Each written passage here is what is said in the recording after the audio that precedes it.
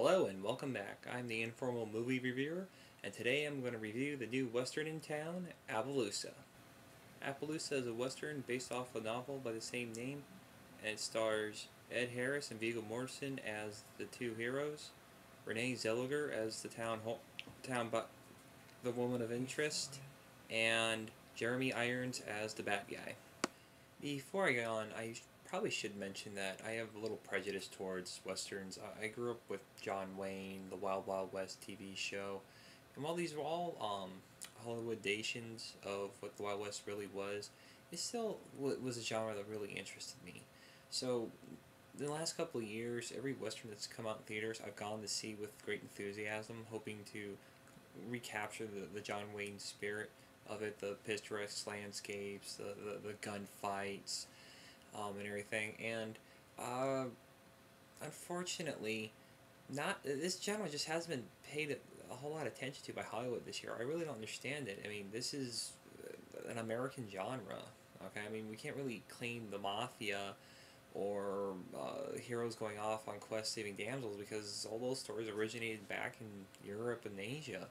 So when you think about it, the Western and the Western spirit is truly American, and that's one of the reasons why I so love this genre and why I went willingly to go see this movie, even though I really hadn't heard much about this.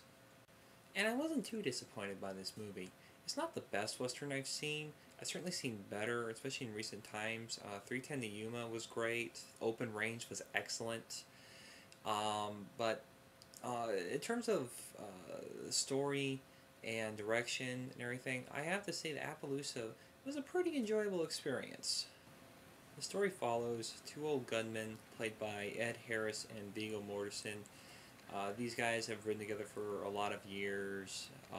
They've grown to be good friends, and their sort of mission is to go around keeping the peace wherever trouble breaks out.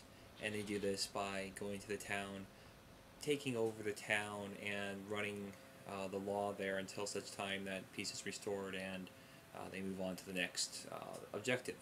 This is where the movie begins with them running into the town of Appaloosa, where they were hired to bring everything under control.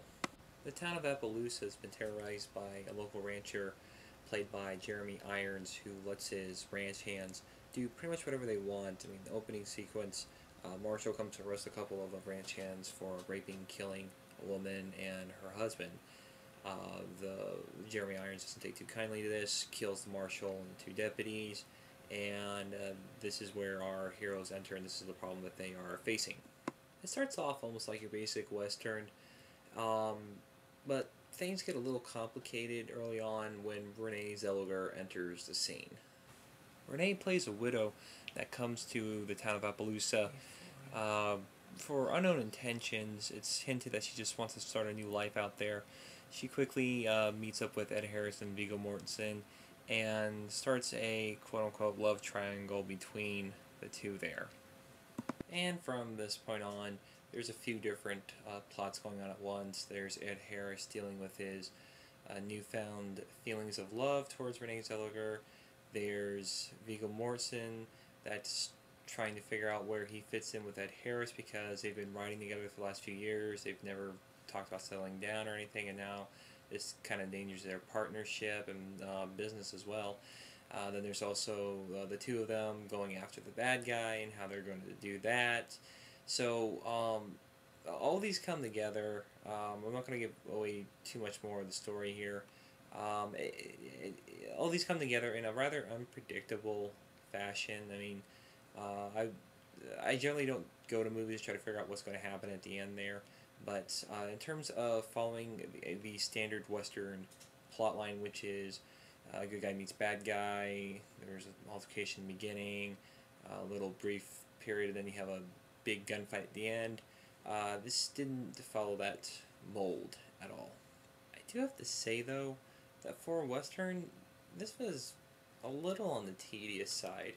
I mean, Open Range, when I first saw it, I thought it was also on the tedious side as well because there really wasn't any gunfights at all. There wasn't any big fights at all.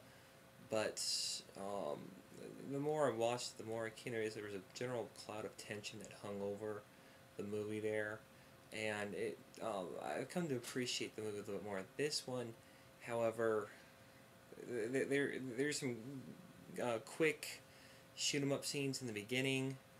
There's not a whole lot in the middle. There's another quick shoot 'em up scene towards the 3/4 mark of the movie, and then there's one final cliched meet me outside one-on-one for the noon high draw sort of thing. I'm not trying to sound like I was bored with this movie, because I wasn't. There's a lot of good dialogue in this, a lot of good humor between Viggo Mortensen and Ed Harris. That they portray as two men that have ridden together for 12 years and know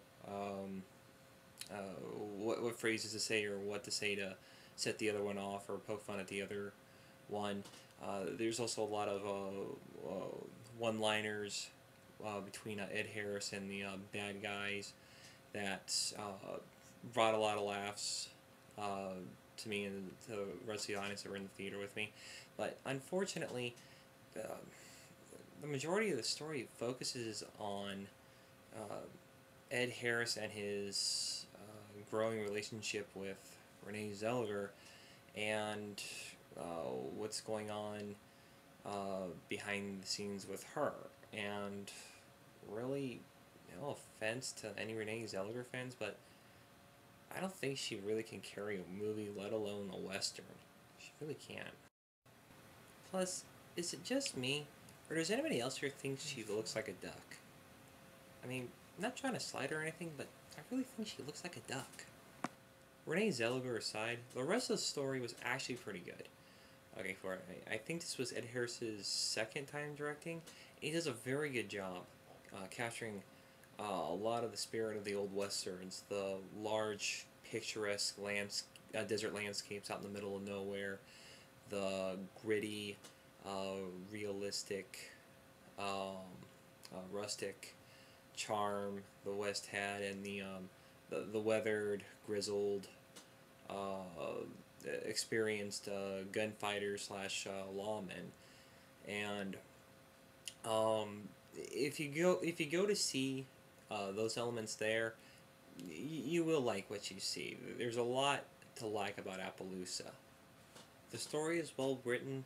The music is pretty good, although I did find it a little modern at times. Not it sometimes didn't give the classic Western vibe off of it, but it's a minor point.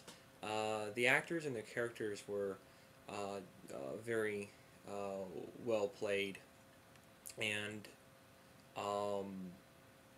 the cinematography and a lot of the shots did a very good job capturing a lot of the beauty of the Old West.